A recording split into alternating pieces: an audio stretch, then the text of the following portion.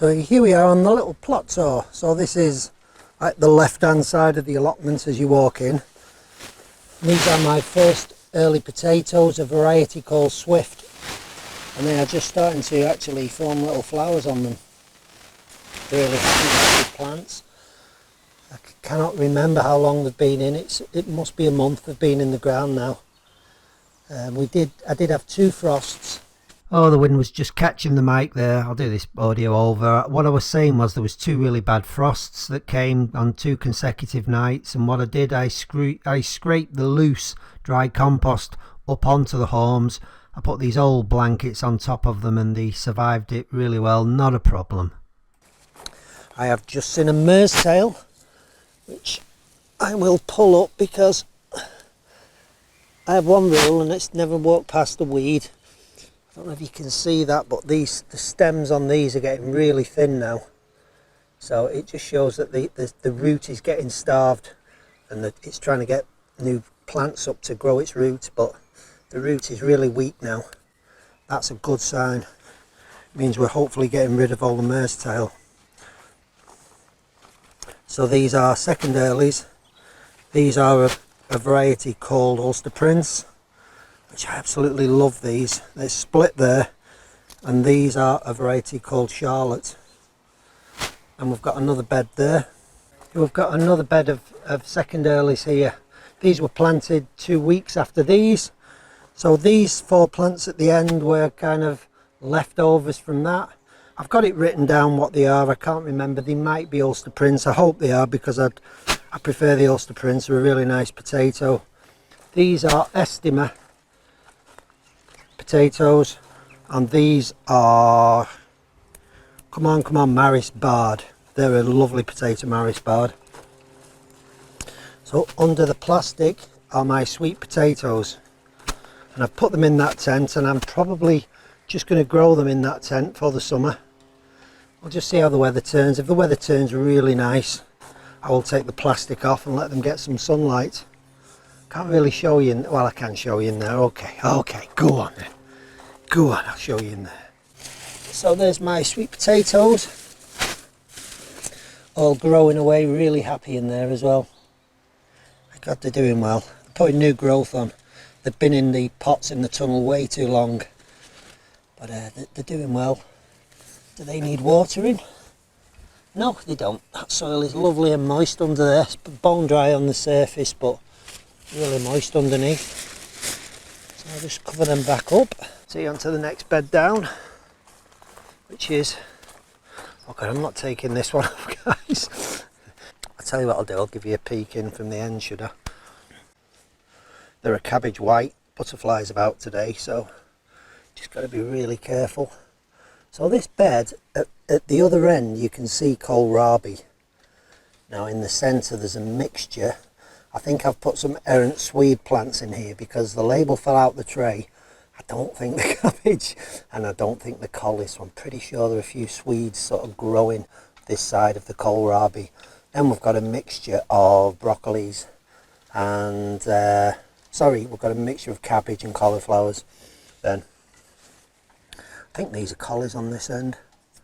God, the labels have worn off. That says broccoli. So how wrong am I?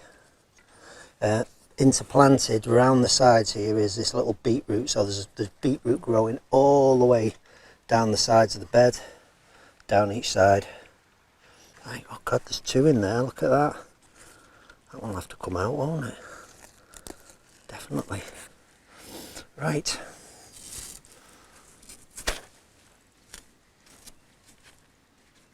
Remind me to put that brick on that net properly. Here we have the onion bed. Look at these guys. Bit of a story with this onion bed here. Our rabbit got onto the allotment before I'd sort of secured it properly with all the fencing and all the extreme measures I went to keep the rabbits out. And this was netted, this bed, because it was sort of depths of winter still, or very January, February these onions were in.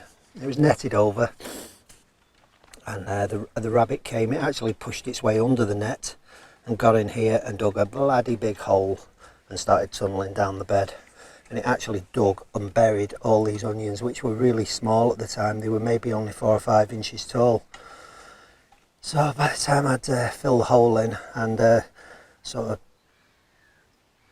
planted as best I could the onions again, I planted more onions. I just shoved some more in because I thought the ones that were, you know, that had been dug up, they just looked awful. I didn't think they were going to make it, but they actually have. So that's why the planted really thick here. I will thin them out. I will definitely thin them out. This stuff here is a nightmare. This is that like marsh grass stuff. There was a lot of it on this allotment when I came, but there's no sign of weakness in that root yet. It's really deep rooted, that stuff. I believe it can go down about 1 metre, the roots. But there, that's the onion bed. Trying not to wobble the camera, because I always, when I edit the footage, I think, my God, it looks like a fairground ride. Well, yeah, these are onions I grew from seed, so they went into modules last year, probably about November, December time, and they were growing on in the polytunnel, so that's why they're a bit smaller. I've kind of planted them in 2s, 3s and 4s, so they'll be thinned out again for sort of salad onions, leaving the biggest ones in place to grow on and bulb up. A few more sets there on the end. This bed here is my carrots, guys. I'm not lifting the net off because I'm absolutely certain there will be carrot root flies about.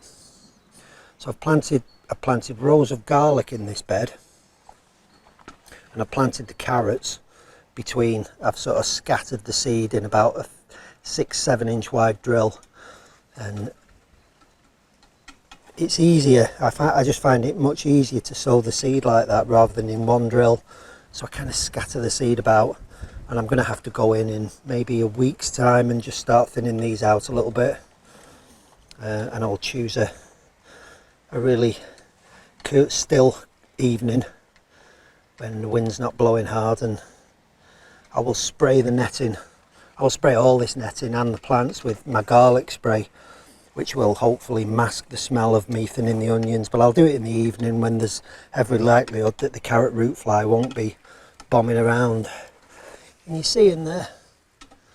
Hope you can see through this net. I have no idea, but you should be able to. Yep, they're growing really well, those little carrots. On this bed, you can see I've got garlic sort of planted all around the sides of these beds, and it's just a great way of sort of grabbing a bit of space, you know, because they don't take much room like garlic and onions really. So you can do the perimeters of beds, you can shove them in everywhere rather than planting up a full onion bed like that. If you've got room, just shove them in everywhere. These are sprouts, so these are some sprouts for the summer, and there's a few kale plants in there, and I've got some parsnips growing here as well. These are, I think, Calabrese. Pretty sure they're Calabrese, actually. They are Calabrese. And I've got 3 little cauliflowers in there, again a bit tight together, but. And in this bed I've got some kohlrabi. These kohlrabi are looking really good, actually. These kohlrabi, can you see there? They're looking really nice. There, starting to bulb up. And I've got a load of spinach there as well. So a load of spinach plants, that's perpetual spinach, so I'm going to start cutting them leaves very, very soon. That's that big bed. This bed is just chocker, full of lettuce. Let's pull this off and show you. Wow, guys, look at that for a bug. Look at that for a bug. Hello. I sort of know what that's called, but I've forgotten because I found one on my pear tree once and I looked it up. Yeah, there is the lettuce. I think there's 5 different varieties in this bed, and there's some spring onions there, little bunching onions, and again surrounded by garlic. And the slug damage has not really been too bad on these plants at all. The leaves that you see damaged are the oldest leaves, but the hearts, there's 1 or 2 there, but they are the older leaves. These really need cutting now because they're going to start bolting very soon. I was going to pick leaves from these, but I've had so many lettuce come good in the polytunnel that I've not needed to. So, anybody wants any lettuce? I've got a bed full here. When these come out, I shall probably put tomatoes in this bed, and then I will interplant more little lettuce between the tomatoes. I've already got some tomatoes in this bed, and some, what are they then? What are they? Come on, you know what they are. Okay, I've just remembered. These are shallots. And some little tomato plants. These have been out about a week now. The tall ones are sun gold. They're I think the variety called what are they? Does it matter? I don't think you bothered, are you? Can't remember. I can't read the label. More garlic on the end. So I'm going to fill this entire bed with tomato plants. I've sowed something down here, parsnips, that's right. I've sowed a row of parsnips down this side as well. Keep forgetting about them. And now this bed was a carrot bed. Now we're on the right hand side of the plot here now. There's the polytunnel. Now this bed was a carrot bed, identical to the one on the left on the other side, which I've just showed you. But I sowed these as carrot seed tapes. They're on tapes, you know, you roll the tape out and plant this and the seed grows. But the germination is just absolutely horrendous. 1, 2, 3, 4, 5, 6, 7, so there's 7 or 8, 9, 10, maybe 10 carrots in that row. Probably the same in there. There's actually none in that one. It's about 8 or 9 in that one. So this germination was horrendous, and it's not worth locking up this whole bed for them few carrots. Now I could, I guess, re-sow carrots, but I'm not going to bother because that bed over there has just done so well with carrots that I'm just going to take this net off. I'm not going to have it as a carrot bed. I'm going to change plans and put maybe some field beans in, or some Swiss chard, or some of the other stuff I've got. I've got a lot of broccoli and cauliflower, which I haven't really got space for, so maybe a good idea to put it in there. Here I've just planted some field beans. This is the tunnel of pea love here, as I've just showed you on the previous video. I've got a load of French beans in there. 2 different varieties so far. Yeah, well, 2 varieties of field beans in there. These are my gorgeous, luscious, amazing broad beans. Look at that big buzzy. Are you alright, fella? Yeah, he's okay. Another one there. It's full of bees. They are just loaded with bees, but can't blame the bees. The smell is absolutely beautiful. As yet, there is no green fly or black fly on these. As yet. I have been spraying them with my garlic and chilli spray, which is absolutely amazing. On contact with green fly and black fly, they just hit the floor. It kills them. It just seems to kill them outright. I've just put some more field beans in here. Sorry, French beans. I've put a couple of rows of French beans there, and I've put some French beans in there. And we're just going to see how they do these, because if they do die off, then I'm just going to sow a load more. So that's really all I've done, really. Just put them in as a test. They were in the module trays, just an early planting to see how they went. We'll see how they go. I don't usually put French beans out until end of May, June, and we're about the 8th or 9th today. So that is the plot tour, guys. That is the plot tour. There's a space there on the end of this sweet potato bed. I may just go full hog and fill it with sweet potatoes yet. I really don't know what I'm going to do yet. So, like, what a difference now to how this plot was 10 months ago. It's amazing, really. Yeah, I wouldn't want to do it again, believe me. There's a lot of work.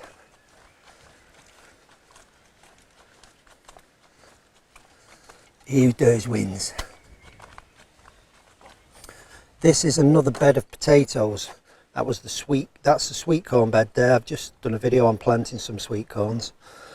This is a main crop potato called Maris Piper, the beautifulest of the most beautiful. I absolutely adore Maris Piper, and they are just coming up now. These little guys are just coming. And then here is the fruit cage behind these cherry and apple trees, and I've been using the fruit cage as an overspill, as a growing area, as bird protection. We have got some